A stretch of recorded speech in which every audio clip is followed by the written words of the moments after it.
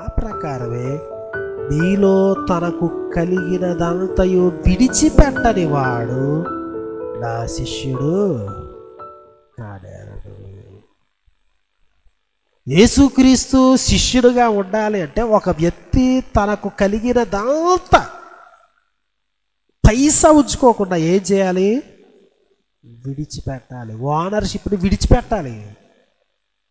నువ్వు ఓనరు కాదు, నువ్వు నేను ఓనర్ని అని నువ్వు క్లెయిమ్ చేసుకున్న ప్రతి క్లెయిమ్ని నువ్వు విడిచిపెట్టే. ప్రభువా నీదిది, నేను గృహ నిర్వాహకుడినంతే, నువ్వు ఓనర్వి. వాళ్ళే యేసుక్రీస్తు శిష్యులుగా జీవిస్తారు. సో ఎప్పుడైతే దేవుడు ఓనర్గా మనం గుర్తిస్తామో, మనకున్న ఆ యొక్క ఓనర్షిప్ క్లెయిమ్స్ అన్నింటినీ మనం వదిలేస్తాము, ఇక మనం ఏ ఆర్థిక నిర్ణయం తీసుకున్నా అది ఆధ్యాత్మిక నిర్ణయం అవుతుంది.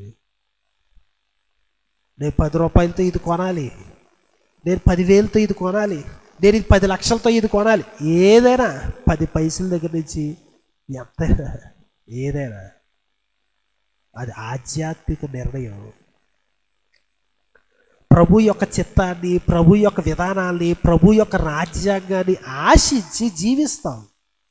ఆర్థిక వ్యవహారాలైనా, కుటుంబంలో సంబంధ బాంధవ్యాలైన ఓనరు మన ప్రభువు.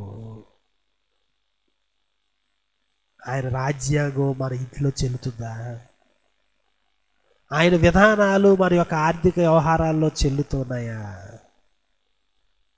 లేదంటే గొప్ప కెరూబుకే దిక్కులేదు, దేవుడు కుమారుడు అనిపించుకున్న ఆదాముకి దిక్కులేదు, నా ప్రతిష్ఠిత జనాంగము అనుకున్నటువంటి ఇశ్రాయేలు జనాంగానికే దిక్కులేదు, ఎంతో శ్రేష్టమైన సంఘం ఎఫెసు సంఘానికే దిక్కులేదు.